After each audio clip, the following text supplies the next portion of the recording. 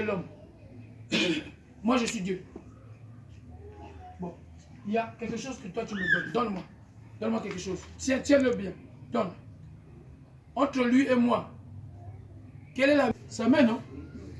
Alors que moi, si je suis Dieu, Dieu dit que Dieu est plus grand que... est plus même fort, plus puissant que l'homme.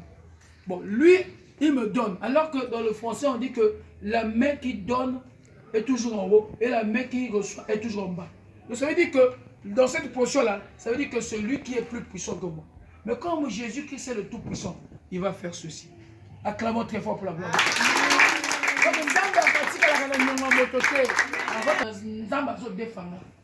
Salaka makamuso sali programme yo tango bato bazo ba même na yo boye yo salaka programme keninga na zabo te il faut na salle lo komoko pona nzambe nanga.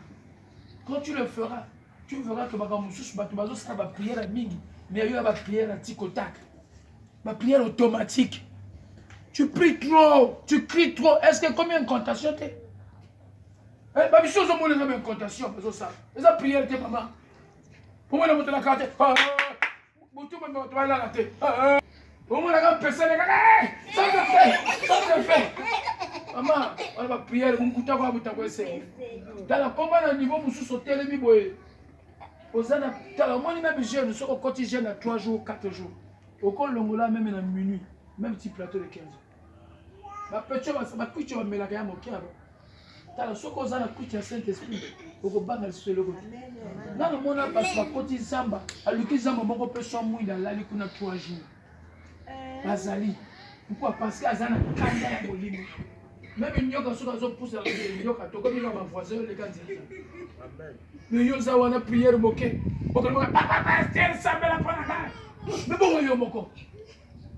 Bon, yo moko. Yosa, le col à barbecue. Osa, le col à l'ituka. Si on paye moto, tu vas fourber par le matériel tout cas. Bien aimé, paye la moto, minimum à bête, c'est kanda qu'on a eu. Amen. La moto, bien que tu kanda qu'on a eu. Amen. Minimum, si on va du caboyer, au samedi, bateau, on va zone lukayo. Moto à nyongo, il m'a zoya, le cola, le façon y'a des bateaux comme une chine. Parce que tu as prié. Pour que nous retournions à bateau, bateau, ça va m'en intérêt, mais soit que nous sommes à qui ça va. Loulou. Yo za pour lutter. Betele sur beaucoup de Zambi mutima wa muntu. L'église est importante. Donc on s'amène pour chaleur et on va prier la biso. On s'amène que vous dites monsieur pour ça yo et kabina yo pesa na. Tu dois changer de manière prier. Yo prier à l'ennemi. Prier à l'ennemi. Si on prie qu'on risque d'être, il faut prier qu'on risque. Bato atena kamako travailler parce que l'inspiration nzamba ko pesa yo yango ndio ko banda ko sale comme le kola feuille oyo banda ko koma biloko nzamba zo talisa. Le travail doit être comme ça. Mais le travail il faut pas empêcher yo o luka nzambe. So ko moni mo sale comme empêcher o luka nzambe ça devient de l'esclavage.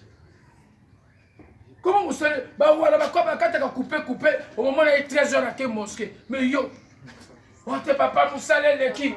Papa ce qu'on a travaillé, comme il a contacté, il faut ajuster Dieu. Parce que seul Dieu peut te donner la victoire.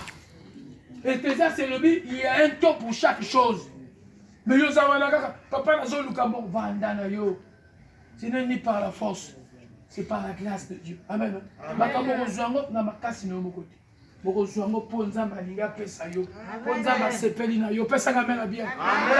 Changer la prière. Ne sois plus dans la prière dans la gare, bisenga seng. Va sobelanga pesanga na le sang. Kolo pesa, mais yo pesa kanzambe. Église zo poye yo pesa kanzambe ni. Même ndengo zabwe o vani nda ba démon pe quartier ba mvuté na ko kenanga église wana ke. Mama ekomi tango yo o luka nzambe. Ke nani ninga luka nzambe parler de soi pe pour le communisme. Et comme il tango yo, c'est-à-dire aux sala makamuso aux aboye makabozo binayo. Ba métier tout est en abattoir. Mais un métier moko zo chômer. Ndeko za la puissant. Amen. Amen. Est-ce que tu comprends ce que je dis? Amen. Tous les métiers ba médecin bazali. Même ba généraux au monde encore. Et ça ba colonel mususu, même le lieutenant de qui est en fonction. Pourquoi? Lieutenant dans la présidence, il y a un colonel, battu le canard. Colonel a battu le canard. Mais le lieutenant a ngala écoute. Papa, on a raconté. Qu'est-ce qui fait ça? Et c'est le comme onction, la valeur ajoutée. Ceux qui ont 100 000 bandes qui musu ba que nous sommes pas là. Non, ma belle ngoni. Quartier musika mwana mboka. Donc il m'a dit il a dit là bio. Passer la vente avec notre plan de musique. Mais comme il y a nos propriétés, il y a un bouton qui est fini. Il y a un bouton qui est en Simandako. Mais tu as dit au nom de Jésus-Christ, bando qui a quartier va Pakatambango au nom de Jésus. Il y a des messieurs bando qui même la CPL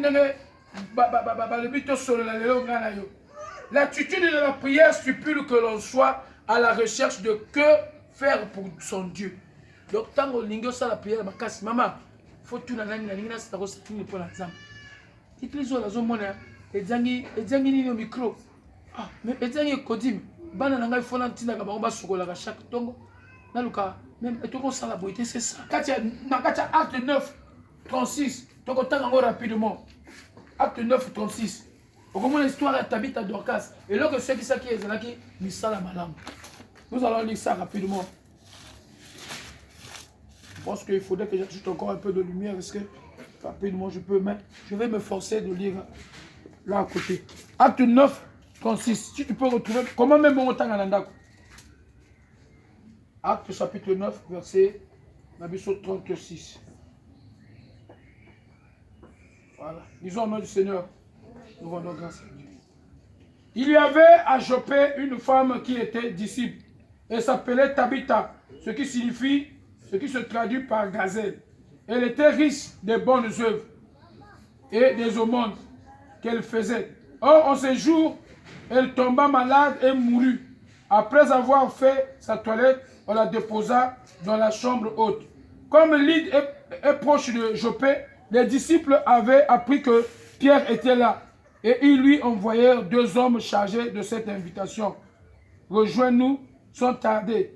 Pierre partit aussitôt avec eux. Quand il fut arrivé, on le fit monter dans la chambre haute. Toutes les veuves se tenaient devant lui en pleurs, lui montraient les tuniques et les manteaux que faisait Dorcas quand elle était en leur compagnie.